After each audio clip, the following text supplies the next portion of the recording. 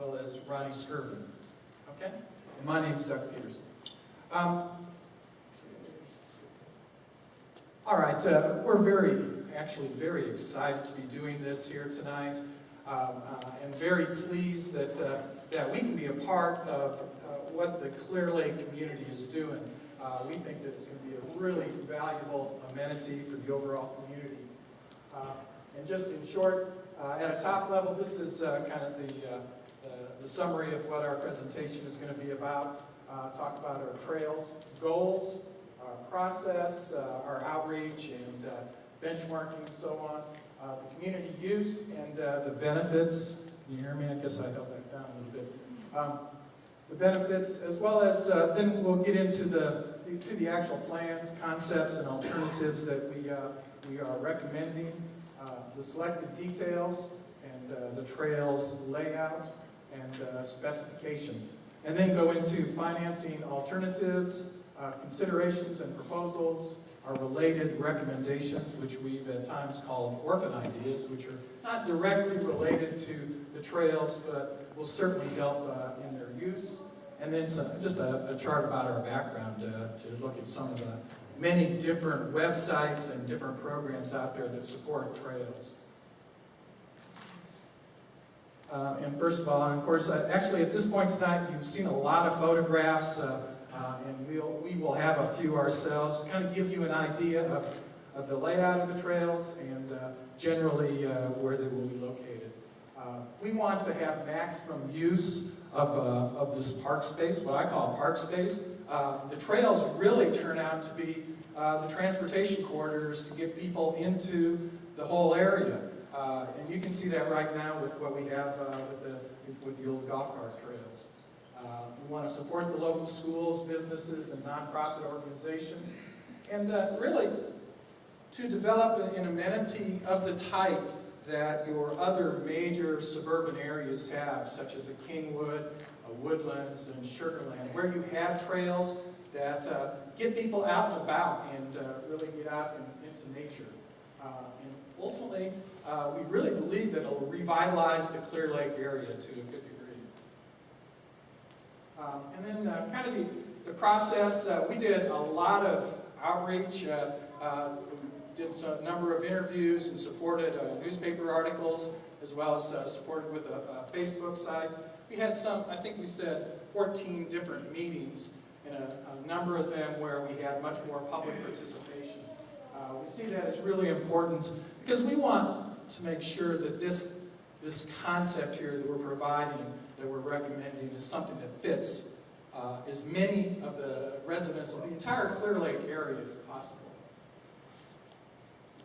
And then finally on what I'm talking about is that the trails will get people out there walking. Early on we kind of realized that it's not just about people that go out and jog, and it's certainly not just about people that bicycle. It's really also about people that just want to get out there and walk. And for the young people to get out there and enjoy this kind of open space the way a lot of us did when we were young people before we lived in these kind of tightly packaged communities. And ultimately, we are convinced that it will raise the property values not only for the homeowners that live around the golf course, but also for people throughout the Clear Lake area. It will be that much of an amenity.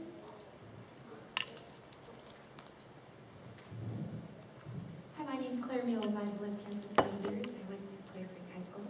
And being a cyclist, a wannabe runner, and a dog walker, like I know you guys mostly are, I get to present to you the most exciting part of this presentation, which is how we're going to do the trails and the loops around and what they will contain and connect to. So our proposal is that we do, the golf course in itself now around all 5 plats is about 5 miles, 5.5, I think. We propose that we do an 8-foot wide trail loop all the way around the top. So knowing that most of the walkers and the runners will be on that, we thought we'd go with crushed rock or asphalt because it's softer on the foot. What we thought we'd do below, and I'll show you this better on the next slide, is do a 10-foot wide trail of concrete kind of on that slope down, halfway down. So we're talking 2 trails, one around the top with asphalt or crushed rock, and one concrete lower down, halfway down, around the bottom. That would mostly be for the cyclists, for the people who have wheels on the bottom of their feet. Yeah. We also talk, on the next slide again, about the branch trail sections, meaning we'd like those trails to come up at certain points to meet, to go into the junior high schools and the elementary schools, and maybe off at one point to the U of H, Clear Lake high school areas. We built most of this on the Clear Lake pedestrian bike study. You know, we in Clear Lake, we're the last part of Houston to be developed with hike and bike trails. If you look at the woodlands in Kingwood and Sugarland, they have so much money they've put into these trails. We're like the last section to get done. So they're really focused on coming here. They came here last October and they did a study to a lot of the homeowners. Where would you put the trails? How would you utilize them? How would you like them to be built? And I was part of that study. The study is phenomenal if you guys look it up. It's on our last page.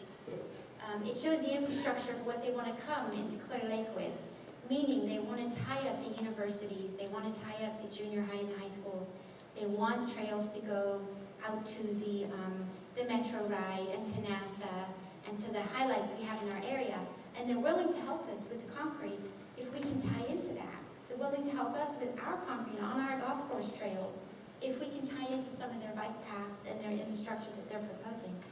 We're second on their list for priorities right now. I'm not sure who is before us, but we are right there. We're right on the edge, right on the cusp of getting them down here.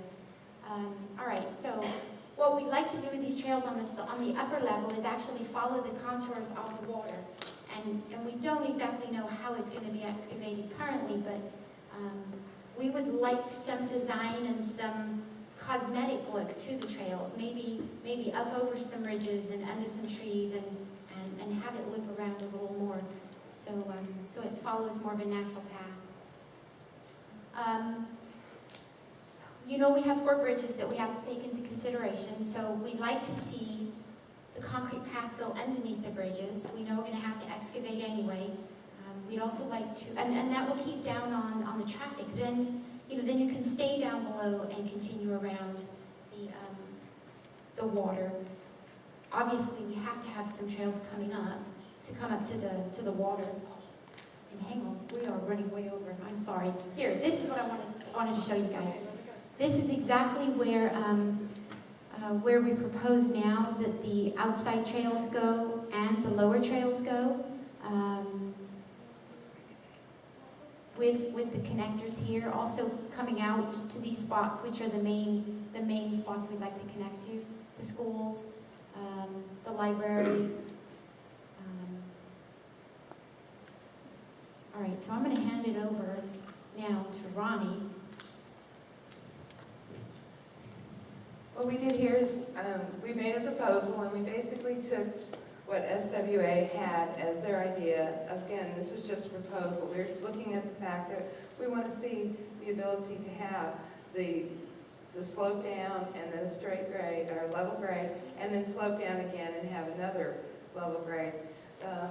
Of course, this one is what Claire was telling you is concrete for the bicycles, the bikers, and then up here would be the softer medium to be able to run and walk on.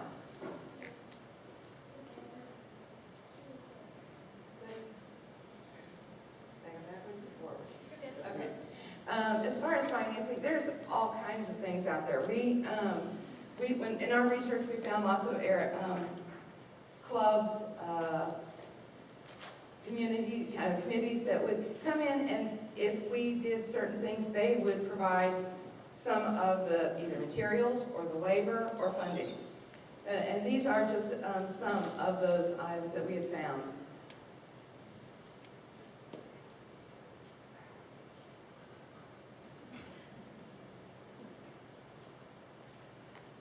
And then we have related amenities. When we were doing this, sorry, I'm time.